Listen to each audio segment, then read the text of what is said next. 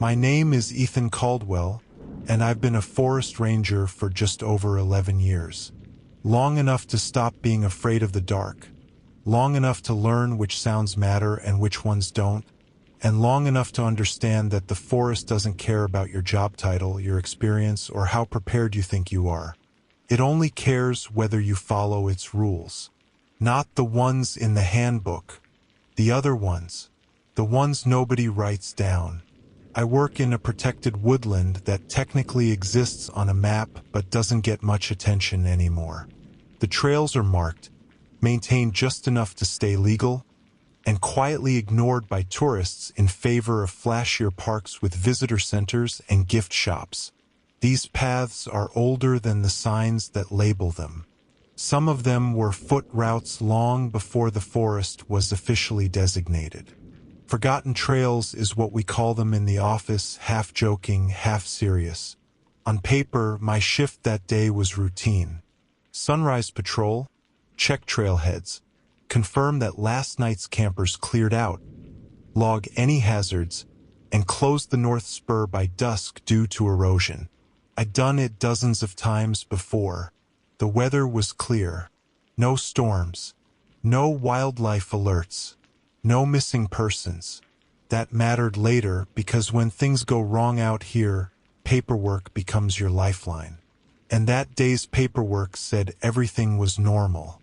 I parked my truck at the edge of the tree line just after dawn. The forest was quiet in that early, empty way, when the birds haven't fully committed to the morning yet. I signed in on the radio, slung my pack over my shoulder, and started down Trail 7. The sign at the entrance was old, the lettering faded, the arrow slightly crooked. I paused, like I always do, and checked my watch. Rule 1 isn't written anywhere, but every ranger here learns it fast. Never enter a forgotten trail before the sun is fully up. Even if your watch says it's morning, even if the sky looks bright, you wait until the light reaches the forest floor. That morning, I waited until the shadows softened, until I could see at least 20 yards ahead. Then I stepped past the sign. Trail 7 runs narrow and straight for the first half mile, packed dirt with shallow roots like knuckles breaking through skin. My boots knew the path by muscle memory. I walked slow, listening. Forest sounds are layered, like static with patterns. When something is wrong, the pattern breaks. That morning, everything sounded fine. Wind in the canopy, distant birds, insects starting to wake. About 10 minutes in, I passed the old mileage marker, the one that still says 2.3 even though the trail was rerouted years ago. That's where Rule 2 applies. If you see a marker that doesn't match your map, you do not correct it. You do not photograph it. You do not linger. You acknowledge it silently and keep walking. I touched the brim of my hat out of habit and moved on. As the trail curved east, the forest grew denser. The light thinned. I checked my GPS. Still accurate. Still tracking. Good signal. That mattered, too. I kept my pace even, counting steps between landmarks. Fallen log. Boulder split by a tree. 3 birches grown too close together. These trails have a way of shifting if you stop paying attention. Not physically, not in a way you could prove, but just enough to make you doubt yourself. That's when I heard footsteps behind me. I stopped immediately. That's Rule 3. If you hear footsteps on a forgotten trail, you stop walking. You don't turn around right away. You listen. Human footsteps have rhythm. Wait, slight irregularity. What I heard matched that almost perfectly. Almost is the problem. The steps halted when I did. No rustle of leaves. No snap of twigs. Just silence stretched thin. I waited, counting my breaths. 10 seconds. 20. 30.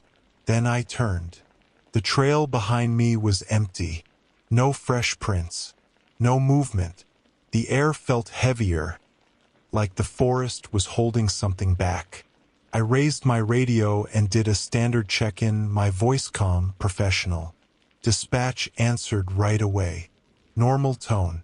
No interference. I didn't mention the footsteps. That's Rule 4. If the forest gives you something it can take back, you don't report it unless it stays. I continued on, but slower now. The trail dipped into a shallow ravine, the kind that stays damp year-round. Moss covered the rocks. The smell of wet earth was strong. That's where I saw the sign. It was nailed to a tree just off the path. Not a warning sign, not official, just a piece of weathered wood with words carved deep enough to last decades. Do not leave the trail. Do not answer voices. Do not walk after dusk. I knew that sign. Every ranger here does. Nobody admits it, but we all know it. It isn't listed in any maintenance log. It isn't on any map. And it only appears when you need the reminder. Rule 5 is simple. Never remove unofficial signs. I stepped past it, my pulse steady but my jaw tight.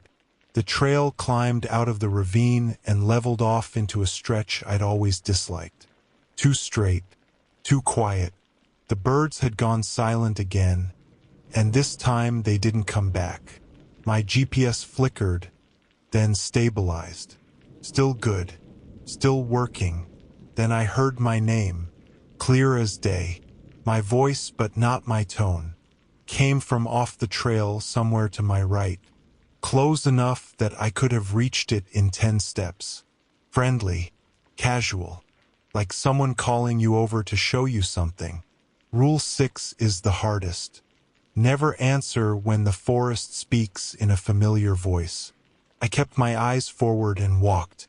The voice followed, matching my pace, repeating my name once, twice, 3 times. Each repetition was closer, more insistent. My mouth felt dry. My hands clenched inside my gloves. I focused on the sound of my boots hitting dirt, on the next bend in the trail. The voice stopped when I reached the bend. The forest exhaled. Birds returned, tentative at first, then louder. I slowed, heart pounding now, and checked my watch again. Early afternoon. Plenty of daylight left. I should have turned back then. That's the part 1 replay the most. But there was one more check to make. One more trail junction. And rules or not, it was my job.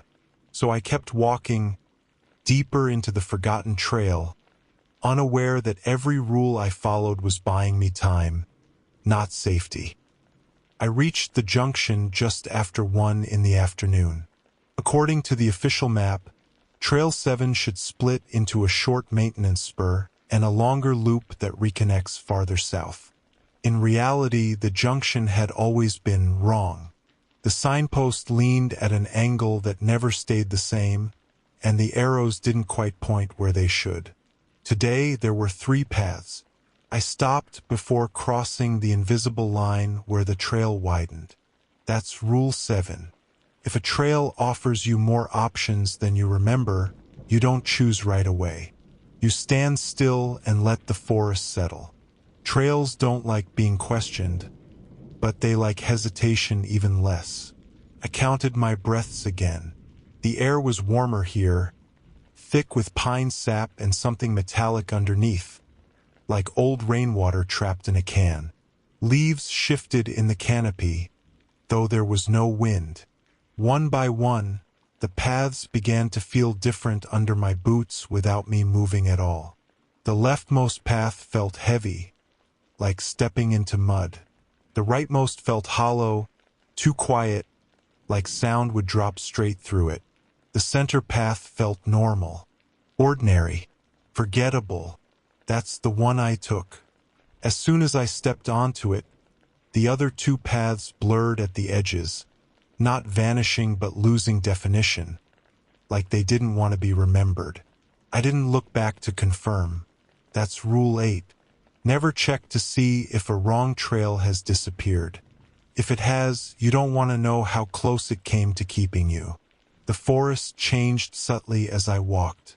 The trees grew taller and closer together, their trunks darker, bark rougher beneath my fingers when I brushed past. The ground sloped downward, not steeply, but enough that my knees felt it. I marked my position on the GPS again. Still working, still accurate, still lying if experience had taught me anything. About 15 minutes in, I noticed something off about the sounds. The birds were there, but their calls echoed too long, stretching out as if the forest didn't know when to stop repeating them. My radio crackled once, a sharp burst of static that made me flinch. "Dispatch, Ranger Caldwell, routine check," I said. There was a pause before the reply, just long enough to feel wrong. "Copy that, Ethan," dispatch said. Same voice as always, same cadence, same calm professionalism. But they hadn't used my name before, not unless something was wrong. I swallowed and responded with a neutral acknowledgement, then clipped the radio back onto my shoulder. Rule 9. If someone knows more than they should, you don't ask how. The trail narrowed until branches brushed my arms, leaving faint scratches through my sleeves. I passed another sign, half buried in moss, its lettering almost completely eroded. I couldn't read it, but I didn't need to. The placement alone told me what it was. This is where people get lost. I found the campsite shortly after.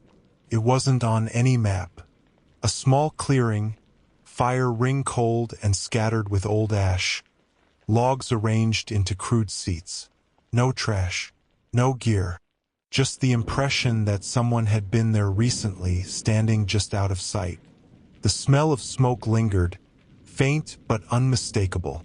I circled the clearing slowly, scanning the ground. No footprints, no disturbed soil. The fire ring was cold enough to have been unused for days. And yet the forest around it felt watched. Not hostile, not curious, just aware. That's when I heard breathing. Not loud, not labored, just steady inhalations and exhalations, close enough that I could feel it in my chest. It came from behind one of the trees at the edge of the clearing. I stopped, my hand hovering near the bear spray clipped to my belt. "Hello," I called, breaking Rule 6 without meaning to. The word slipped out before I could stop it. The breathing paused. Then it started again, closer this time, matching my own rhythm perfectly. In. I felt my stomach drop. Whatever was behind that tree wasn't hiding. It was waiting. I backed away slowly, keeping my eyes on the space between the trunks. My foot brushed something solid. I looked down and froze. It was my boot print. Fresh, perfectly formed. Exactly the same tread pattern as mine. Except it was facing the wrong direction, angled toward the clearing, not away from it. I hadn't stepped there. I knew I hadn't. My pulse roared in my ears. Rule 10. If you see evidence of yourself doing something you don't remember, you leave immediately. I turned and walked, then jogged, then broke into a full run as the trail twisted tighter, trees blurring past. The breathing followed for a few seconds, then stopped abruptly, like someone stepping off a ledge. The silence that followed was worse. My GPS screen flickered and went blank. "No," I muttered, slapping the device. "Dead." The radio crackled again. "Ethan," dispatch said softly. Too softly. "You missed a turn." I ripped the radio off my shoulder and threw it into the underbrush without answering. The forest seemed to shudder, leaves shaking violently despite the still air. Somewhere behind me, something laughed. Not loud, not cruel, just amused. The trail spat me out near a familiar landmark just before dusk. The split boulder. The 3 birches. I stumbled to a stop, gasping, sweat soaking my uniform. The forest around me looked normal again. Peaceful. Harmless. I checked my watch with trembling hands. It was 6:47 p.m. Dusk. Rule 11 is the last one anyone ever learns. Never let the sun set while you're still on a forgotten trail. I turned toward the trailhead and started walking fast, praying I hadn't learned it too late. The light was draining fast, bleeding out of the forest in thin orange streaks that barely reached the ground. Dusk in this part of the woods doesn't arrive gently. It drops. One moment you can still tell where the shadows fall, and the next they blur together until depth stops meaning anything. I forced myself not to run. That's Rule 12. Running after dusk attracts attention. I kept my pace brisk but controlled, boots landing heel to toe, breath steady despite the burn in my lungs. The trailhead was less than a mile away if the forest decided to be honest. If it didn't, distance stopped being a reliable concept. The trees on either side leaned inward as I walked, branches knitting together overhead. My flashlight stayed clipped to my chest, untouched. Light after dusk is another gamble. You only use it if you hear something moving faster than you can. I heard nothing. That was worse. The birds had gone completely silent now. Even the insects had stopped. The absence pressed against my ears until I could hear my own pulse, a dull thudding that felt too loud for safety. I focused on landmarks, reciting them quietly in my head like a checklist. Fallen log, bent pine, shallow creek bed. When I reached the creek, my stomach dropped. The water was flowing the wrong direction. Not fast, not dramatically, just enough that I could see leaves drifting uphill, sliding against the stones instead of with them. I stood at the edge, staring, my brain scrambling for a rational explanation that fit what I was seeing.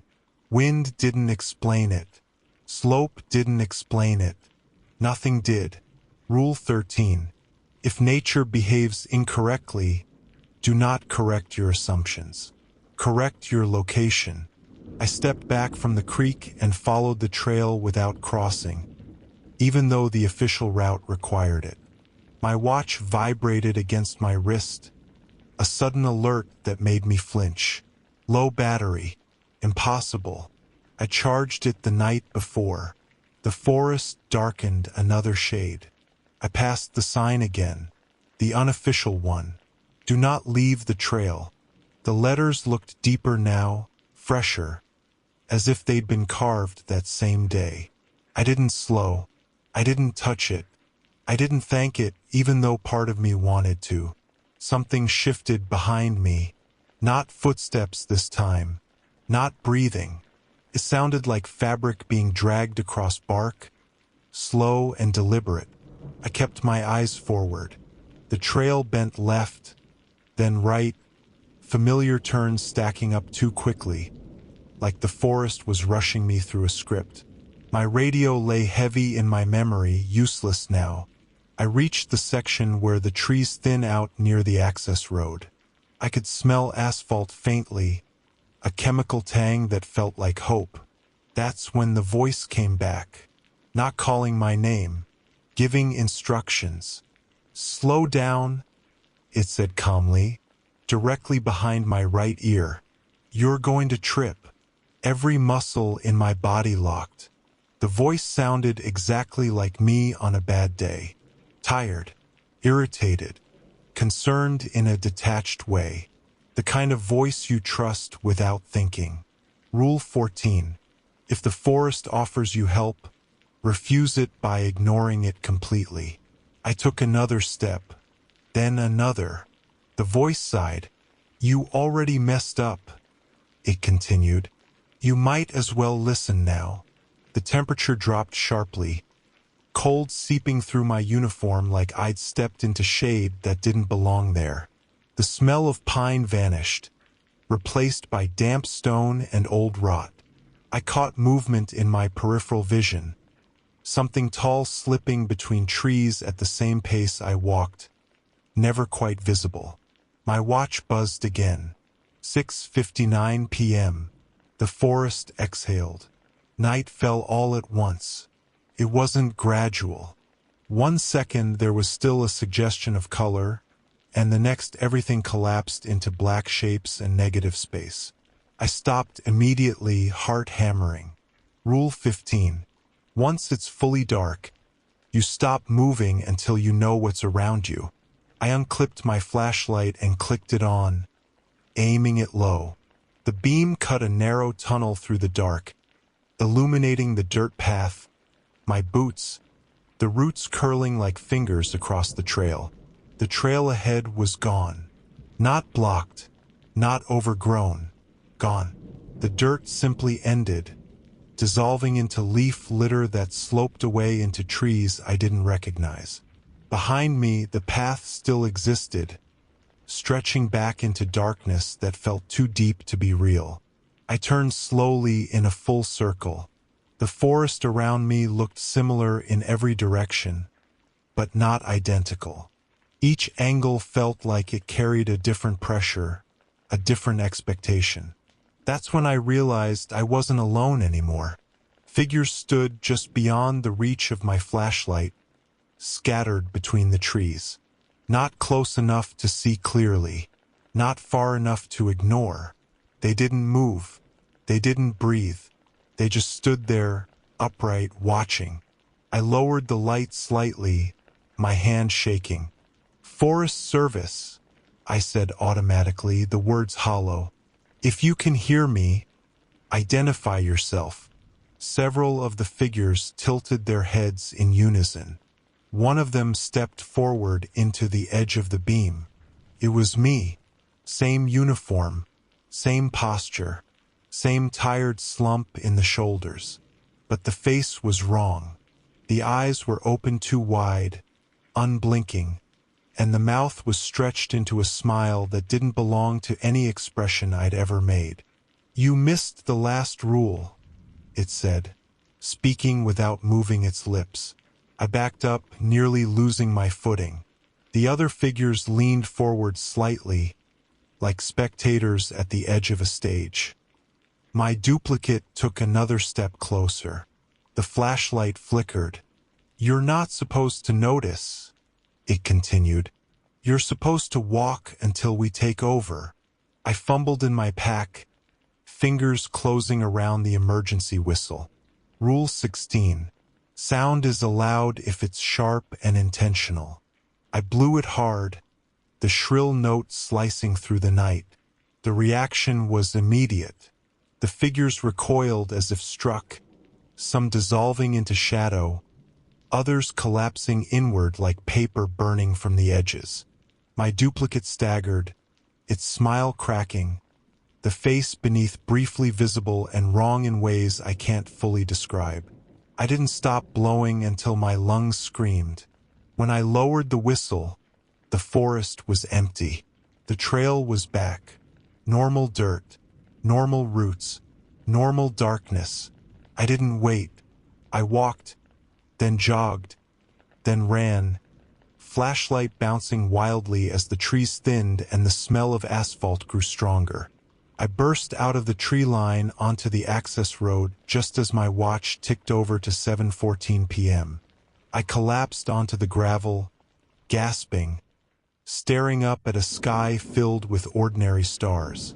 A ranger truck pulled up minutes later. Backup sent when my radio went dead. They asked me what happened. I told them I got turned around. That part was true. They logged the incident as disorientation due to fatigue. The next morning, Trail 7 was listed as closed indefinitely. The unofficial sign is gone now. So is the campsite. So is the third path at the junction. But the rules didn't leave with them. I still hear my voice sometimes, especially when I'm tired, telling me shortcuts are safe, that I know these woods well enough now. I don't listen. They kept me at the station longer than usual that night. Protocol after a lost contact incident, they said. Paperwork, statements, drug and alcohol check. The usual boxes that get ticked when something happens that nobody wants to explain too closely. I answered every question calmly, carefully trimming the truth until it fit inside something manageable. I didn't mention the figures. I didn't mention the duplicate. I didn't mention the rules. That's Rule 17. If you make it out, you don't educate people who haven't been tested yet. It was fully dark by the time they cleared me to leave. My truck sat alone under the flickering lot light, paint dusted with pollen. Everything looked normal again. Too normal.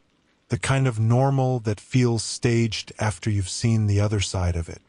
I sat behind the wheel for a long time without turning the engine over. My hands were still trembling, fine shakes that wouldn't stop no matter how tightly I clenched my fists. My uniform smelled wrong. Not smoke, not sweat, something colder, like wet stone left in the shade too long. Dispatch crackled over the radio mounted in the dash. "Ethan, you still with us?" I stared at the speaker. "I'm here," I said after a second. "Good," the dispatcher replied. "We're short tonight. Power's out at the South Access Station. I need you to do one last drive-by before heading home." I almost laughed. Almost. The sound caught in my throat and came out as a cough. Rule 18. Never assume you're finished just because you survived the worst part. "I thought Trail 7 was closed," I said carefully. "It is," dispatch answered. "This is off the road. 5 minutes. In and out." I closed my eyes, counted to 3, and started the engine. The road cut through the forest like a scar. Narrow asphalt bordered by trees that pressed in close enough to scrape mirrors if you weren't careful. My headlights carved a shallow tunnel ahead of me, insects flashing briefly as they passed through the beams. The forest on either side looked quiet, still, watching. Halfway to the South Station, my headlights swept over something reflective on the shoulder. I slowed automatically. A trail marker, not a road sign. A wooden post with a faded arrow and a number I recognized too well. Shouldn't have been there. Trail 7 didn't intersect the road at this point. I knew that for a fact. I'd driven this stretch dozens of times. I didn't stop the truck. Rule 19. If the forest reaches for you outside its boundaries, you keep moving. In the rearview mirror, I saw the marker tilt slightly, as if following me with its gaze. The South Access Station sat dark and empty when I arrived. No lights, no generator hum, just the outline of the small building against the trees. I parked, engine idling, and scanned the area with my flashlight through the windshield. Nothing moved. I stepped out anyway. The night air felt heavier here, pressing against my ears. My boots crunched softly on gravel as I approached the building. The door was ajar, swinging gently despite the lack of wind. Inside, the station was exactly as I'd left it earlier that week. Desk, chair, logbook, and muddy footprints. They led from the door straight to the desk, then stopped. Same tread as my boots, same size, same wear pattern. I didn't step inside. Rule 20.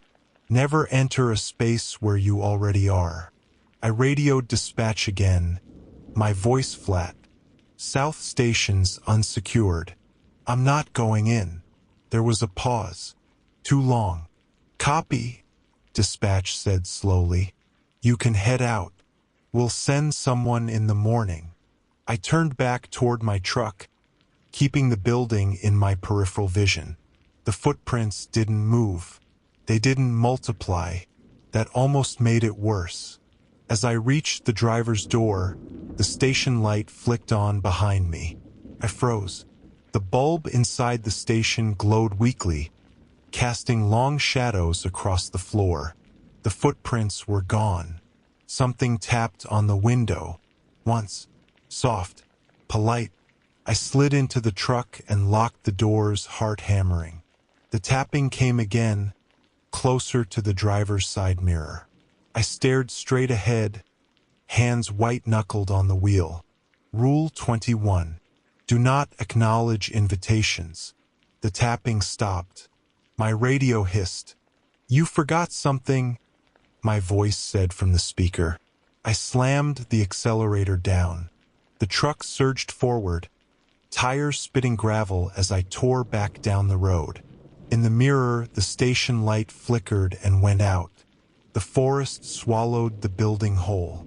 I didn't slow until the ranger housing came into view, a cluster of lights that felt unreal in their steadiness. I parked, shut the engine off, and sat in the dark, listening to it tick and cool. I made it inside my cabin and locked every door and window.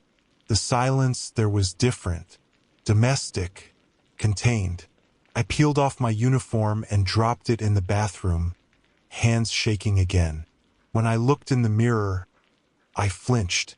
For just a second, my reflection lagged behind my movement, like a bad video feed catching up. I smiled when I didn't. I looked away immediately. Rule 22. Never confirm the mimicry. I didn't sleep. I sat on the edge of the bed until dawn, lights on, listening to the forest breathe outside the walls. When morning finally came, it felt thinner than usual, like the light was tired. At 6:12 a.m., my phone buzzed with an internal memo. Trail 7, permanently decommissioned. All signage removed. Do not reference in future reports. I stared at the screen until it went dark. The rules didn't disappear with the trail. They just changed where they applied. I still work here. I still patrol roads and popular paths. I still smile at visitors and tell them where to hike safely. But sometimes, when the light hits the trees just wrong, I see an opening where there shouldn't be one. A path that wasn't there yesterday. A sign that doesn't belong. And I remember the last rule, the one nobody teaches you. If the forest wants you back, it won't ask twice. The next morning briefing was short and deliberately shallow. Trail 7 was mentioned once, only as a line item already resolved. No questions invited. No discussion allowed. Everyone nodded and moved on like we always do when something gets quietly erased. That's Rule 23. When a place is removed from the record, you let it stay removed. I told myself I could do the same. I focused on routine patrols, visitor assistance, maintenance logs, popular trails, open spaces, places with families and dogs and cell service. The kind of forest that behaves itself when it's being watched. But the rules don't care what you want to forget. By late morning, my hands had stopped shaking. By noon, I almost believed the worst was over. I was restocking signage near a trailhead when a couple approached me with a map unfolded between them, fingers tracing a line that made my stomach tighten. "Hey," the man said casually. "Is this trail still open?" He pointed to a faint dashed line near the northern boundary. Not labeled, not numbered, but I recognized the curve. "That trail doesn't exist," I said immediately, sharper than I meant to. They exchanged a look. The woman frowned. "It's right here," she said, tapping the paper.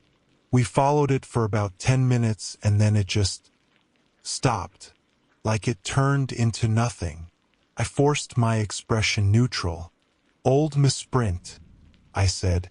"You probably stepped onto a game path." They accepted that easily. People want simple answers. I redirected them to a scenic loop and watched them walk away, laughing, unaware of how close they'd come. Rule 24. If someone reaches the edge by accident, you guide them away without explaining why. I stood there longer than necessary, staring into the trees where the dashed line should have been. The forest looked ordinary. Sunlight, leaves, wind, no opening, no sign. My radio buzzed. "Ethan," dispatch said, "can you respond to a noise complaint near marker C-14? I closed my eyes briefly. Marker C-14 wasn't near any visitor area. It was close to where Trail 7 used to breathe. "Copy," I said. The drive was uneventful until it wasn't.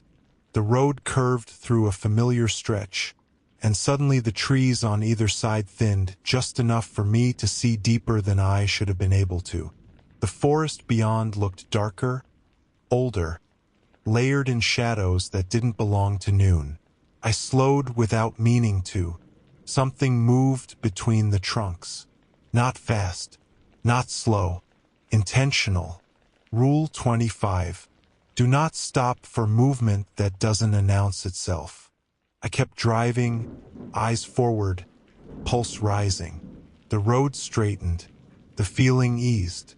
When I reached C-14, there was nothing there. No campers, no noise, no disturbance. But there was a sign nailed to a tree. Plain wood, fresh cuts. Do not double back. I didn't touch it.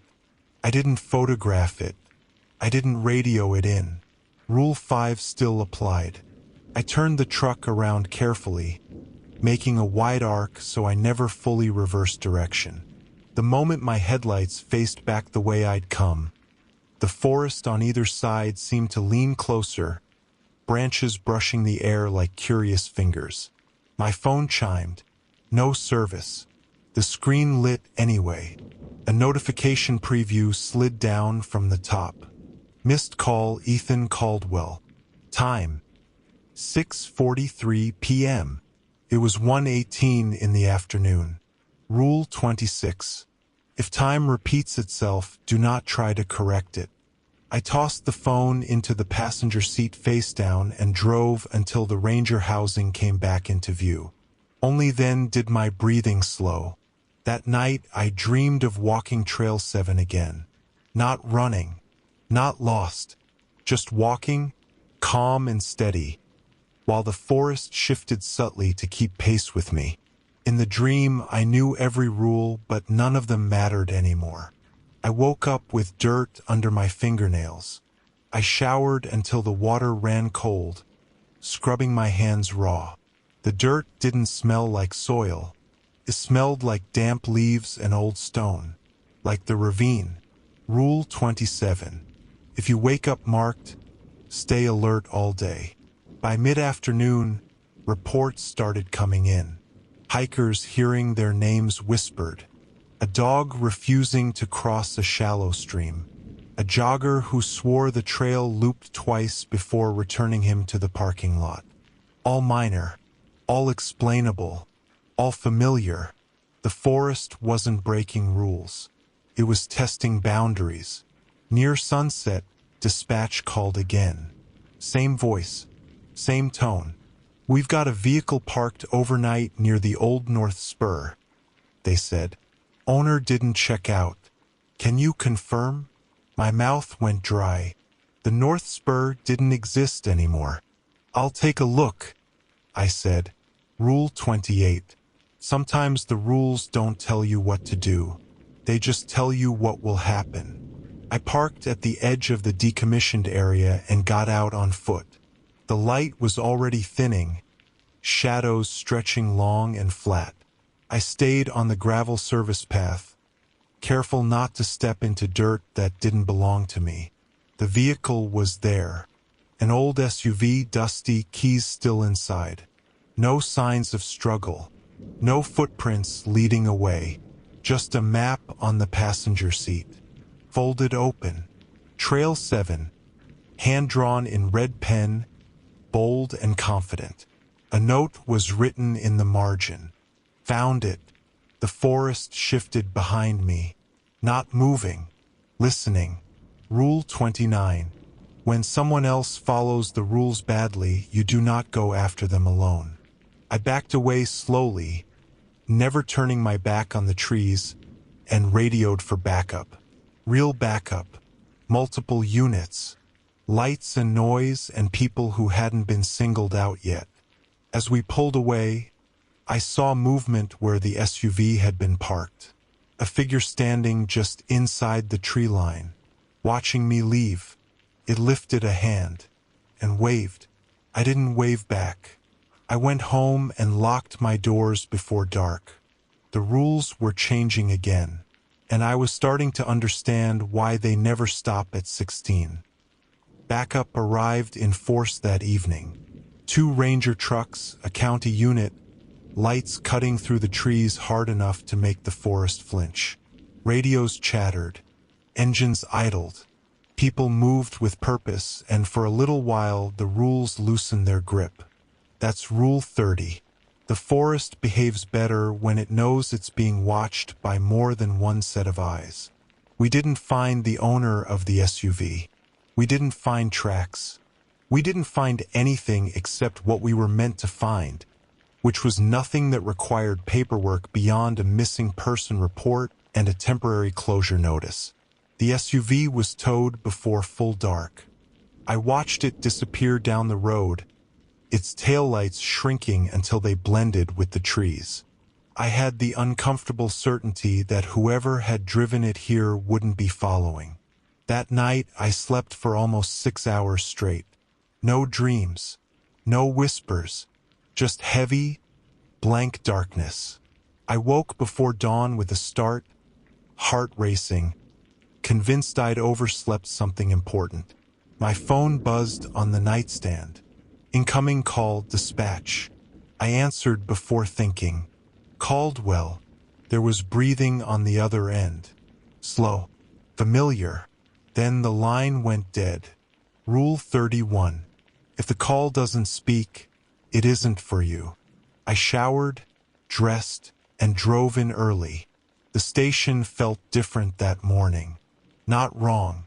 Adjusted. Like furniture had been shifted a few inches overnight. Subtle enough that you doubt yourself if you tried to name it. At the morning briefing, a new memo sat at the top of the stack. Temporary reassignment pending review. Ranger Ethan Caldwell, restricted patrol. I read it twice. Restricted patrol meant roads only. No trails. No solo checks. No after-dusk assignments. On paper, it looked like concern for my well-being. In practice, it meant the forest no longer wanted me where it could reach me easily. Rule 32. When the forest loses access, it adapts. By late morning, reports started coming in again. Not from visitors this time. From rangers. A maintenance worker swore a closed trail sign had been turned around to face the trees instead of the path. Another ranger found fresh footprints circling her truck when she returned from a restroom break. Same size as hers. Same tread. Wrong direction. I listened. I said nothing. That's Rule 33. When others begin learning the rules on their own, you don't rush them. Around noon, I noticed something carved into the wooden railing outside the station. Small, careful, recent. 777. 3 arrows, all pointing forward. I scraped it out with my pocket knife before anyone else could see it. The wood underneath was darker, damp, like it hadn't wanted to be exposed. The afternoon dragged. The forest outside stayed quiet, too quiet for a sunny day. Even the wind felt restrained, like it was waiting for permission. Just after 4, dispatch called again. Ethan, the voice said. Normal. Official. We need you to verify something at the north boundary. It's paperwork only. Drive by. I stared at the wall, jaw tight. I'm on restricted patrol. I replied. A pause. Yes, Dispatch said. This is within that scope. Rule 34. When the wording changes, so does the trap. I took the truck anyway. Refusing outright creates ripples. Ripples attract attention. I told myself I'd stay in the vehicle. Windows up. Engine running. In and out. The north boundary road was longer than I remembered. Or maybe it always had been, and I'd never noticed because I'd never needed to count the turns. Trees crowded closer with every mile, shadows stitching themselves together across the asphalt. Then I saw it. Another trail marker. This one wasn't for 7. It was blank. No number. No arrow. Just a weathered post planted firmly at the edge of the road, as if waiting to be told what it was. I didn't slow. Rule 19 still applied. The radio crackled softly. Not static. Not a voice. Just a low, rhythmic pulse that matched my heartbeat too closely to be coincidence. I reached the boundary gate and stopped. Beyond it, the forest looked deeper than it should have, layers folding into each other like a bad reflection. I stayed in the truck and shined my flashlight out the window. Something stepped into the beam. Not fully, just enough to confirm shape and height. It was wearing my uniform, but it stood wrong. Weight distributed evenly, no micro-adjustments. No breath fogging in the cool air. The fabric hung too still, like it was draped over something solid and patient. It raised one hand and pointed past me, back down the road. You already know the way, it said without moving its mouth. Rule 35. When the forest gives directions, it's not trying to help you arrive. It's trying to help you leave. I turned the truck around slowly, never taking my eyes off the reflection in the side mirror until it slipped out of view. The moment it did, the radio went silent. The drive back felt shorter. Too short. I pulled into the station lot just as the sun dipped low enough to flatten the light. Dispatch met me at the door. Real dispatch this time. A human face. Concerned eyes. Did you see it? She asked quietly. I nodded. She swallowed. Okay. Then listen carefully. She leaned closer, lowering her voice.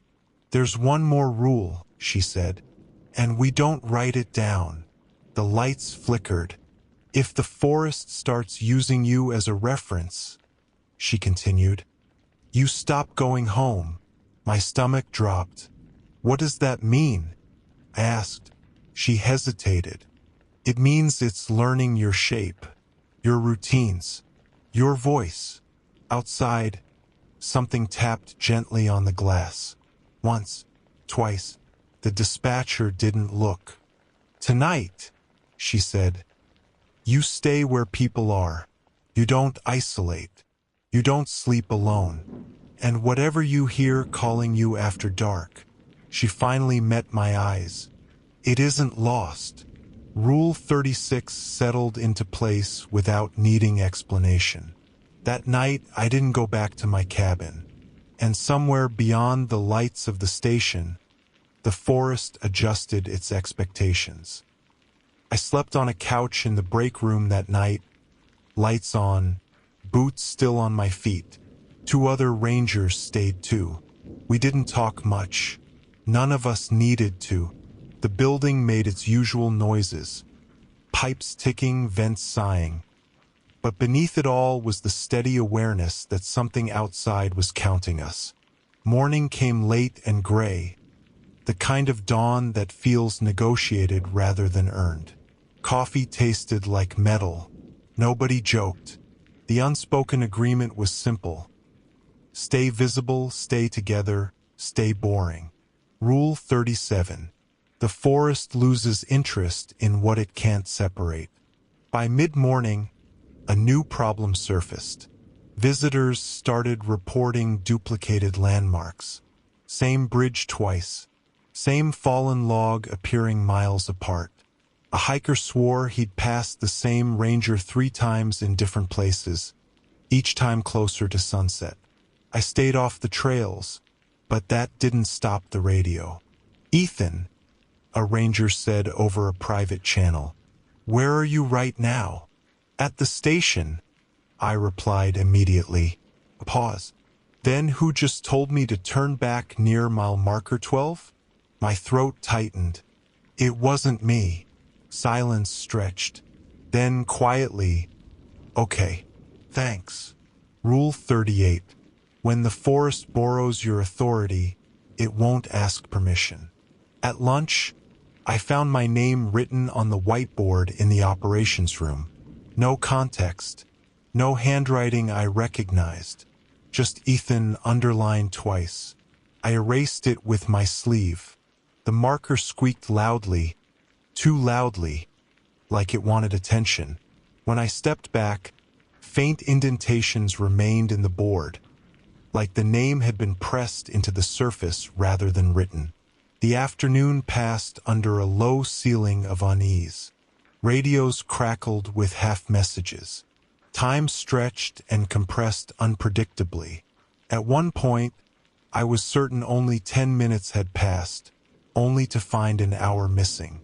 At 4:52 p.m., the power flickered, not out, just enough to dim and recover. Everyone froze. Rule 39.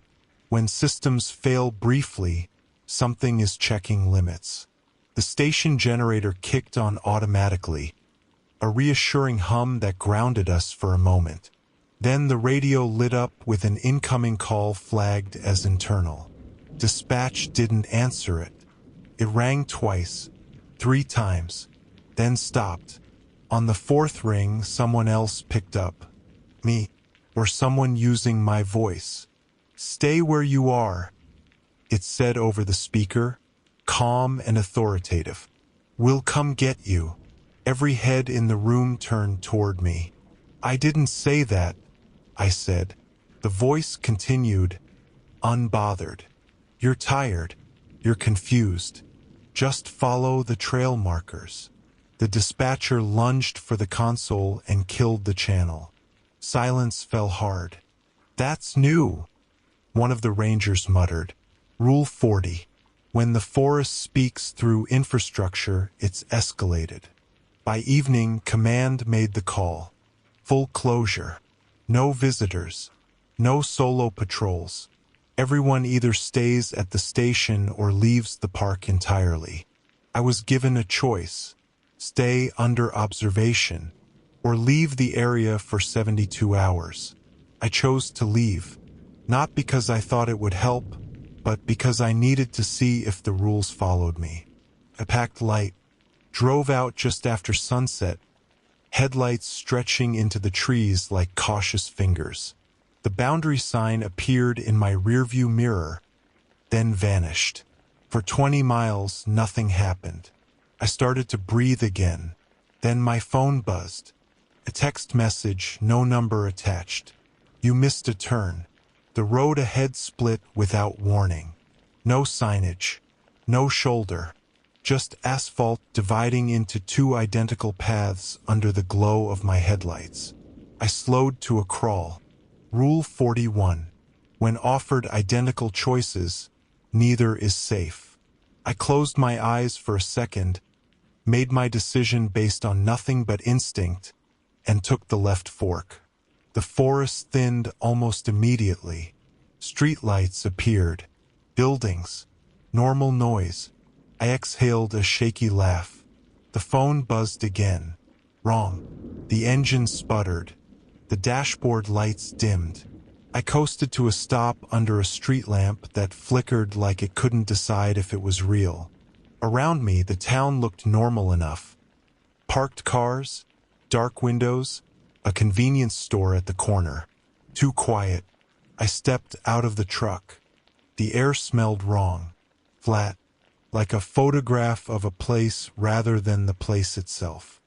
I walked toward the store, gravel crunching too loudly under my boots. The automatic door didn't open. I looked through the glass. Inside, Behind the counter stood a man in a ranger uniform. Mine. He looked up and smiled. "You didn't have to leave," he said through the glass, lips not quite syncing with the words. "The rules still apply out here." I backed away slowly. Rule 42. If the forest recreates civilization, it's already closer than you think. The streetlights flickered in sequence, one by one, moving toward me like a countdown. Somewhere behind me, footsteps matched my pace. I ran, not toward the forest, not back to the truck, just away. The world around me blurred, edges smearing, the town folding in on itself like paper soaked in water. I tripped and fell hard, the impact knocking the breath from my lungs. When I looked up, I was back on the road. The real road. My truck idled beside me, headlights on, engine steady. The phone lay on the seat, dark and innocent. I scrambled inside and drove without stopping until dawn. Rule 43 burned into place as the sun finally rose. The forest doesn't end at the tree line. It just gets better at pretending. I didn't stop driving until the sky lightened enough to blur the stars. When dawn finally broke, it didn't feel like relief. Felt like a pause. The kind you get when something is deciding what to do next. I pulled into a rest area just outside the county line, parked crooked across two spaces, and shut the engine off. My hands were stiff on the wheel, fingers aching like I'd been gripping it for hours without realizing. The place was empty. No cars. No people. Just vending machines humming softly and a bathroom building that looked unopened. I stayed in the truck. Rule 44. If you survive displacement, don't immediately trust neutral ground. I checked my phone. No new messages. No missed calls. The earlier texts were gone, like they'd never existed. I almost wished they'd stayed. Proof matters more than comfort. At 7:03 a.m., dispatch called. I stared at the screen for a long second before answering. "Ethan," the voice said. "Human. Tired. Real. Command wants you to check in." "Where are you calling from?" I asked. A pause. Then, carefully, "The main station." I let out a breath I didn't know I'd been holding. "I'm outside the park boundary." "We know," she said. "Your truck pinged on the highway." "That's good." Good wasn't the word I would have used. She hesitated before continuing. "Listen, we didn't tell you everything yesterday." I leaned my head back against the seat, eyes closed. "I figured. There are older reports," she said. "Before digital records. Before the park expanded.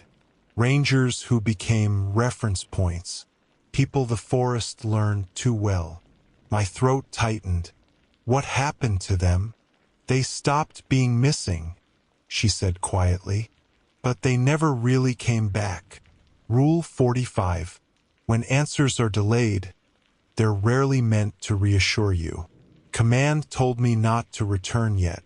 72 hours extended indefinitely. They framed it as rest, observation, but I heard what they didn't say. They were buying time.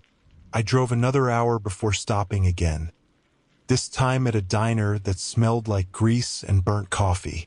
Real noise, real people. I ordered eggs I barely tasted and watched my reflection in the window instead of the TV over the counter. For a while I looked normal. Then I blinked, and my reflection didn't. It held my gaze while my eyes were closed, smile forming slowly, patiently. When I opened my eyes again, it snapped back into place. I paid and left without finishing the meal. Rule 46. Mirrors are negotiable spaces. By early afternoon, the sense of being followed returned. Not footsteps, not vehicles, just a subtle pressure at my back, like the world behind me was leaning in to read over my shoulder. My phone vibrated again. Unknown location shared with you. I didn't open it. Rule 47. Location is permission. I pulled off onto a side road and shut the truck down. The silence rang. Fields stretched out on either side, flat and open, nothing like the forest. No trees close enough to hide anything. The pressure eased. For the first time since Trail 7, I laughed. A short, shaky sound, but real. That's when I heard it. Leaves. Dry leaves. Rustling somewhere they shouldn't have been. I turned slowly, scanning the fields. At the edge of the road, where tall grass met the ditch, stood a single wooden post. No sign, just the post. Rule 48. The forest doesn't need trees to mark territory. I got back in the truck and drove. By sunset, I reached a motel off a busy interstate. Neon sign, traffic noise, a place that never truly slept. I checked in under my real name without hesitation. If something wanted me, hiding it wouldn't help. I locked the door, checked the bathroom, the closet, under the bed. Normal. I sat on the edge of the mattress and waited for night to settle. At 9:17 p.m., someone knocked on the door. 3 soft taps. I didn't move. Rule 21 still applied. The knock came again. Polite, patient. "Ethan," a voice said from the other side.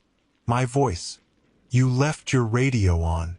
I stared at the door until my eyes burned. The handle didn't move. The lock didn't rattle. Whoever or whatever was there wasn't trying to force entry. It was reminding me it knew where I was. After a minute, the footsteps retreated down the walkway. Light, unhurried. I didn't sleep.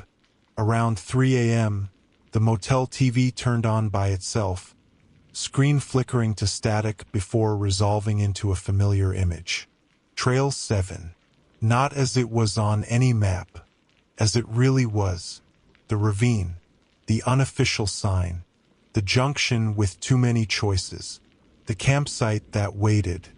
A caption scrolled across the bottom of the screen in blocky white text. "You know the rules better now." I unplugged the TV.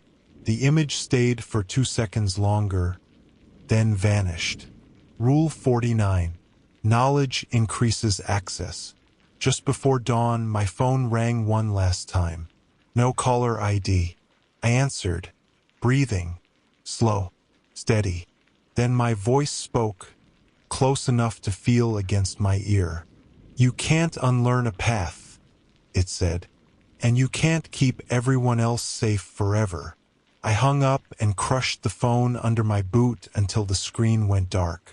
When morning came, it brought a message from command. Missing hiker, unmarked trail, possible match to decommissioned area. They didn't ask me to respond. They didn't have to. Rule 50 arrived without ceremony. If you teach the forest how to think like you, it will eventually ask you to come back and explain yourself. And it was getting very good at asking. I drove back before the message finished sinking across the system. I didn't tell command. I didn't ask permission. I didn't even check the time. Some decisions aren't choices. They're confirmations. Rule 51. When the forest escalates to using other people, delay becomes participation. The closer I got to the park, the worse the reception became. Radio static bled into empty channels. My phone refused to reconnect to any network, the screen dimming like it was tired of pretending to work.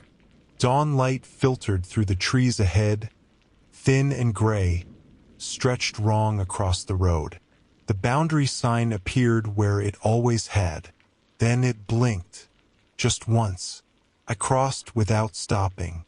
The park looked unchanged on the surface. Same gravel pullouts, same ranger housing, same familiar bends in the road. but everything felt slightly misaligned, like a set built a few inches off from where it should be. Sound didn't travel right. Distance compressed unexpectedly. I reached the station in half the time it should have taken. No one was outside. Inside, the lights were on. Coffee brewed. Papers stacked neatly.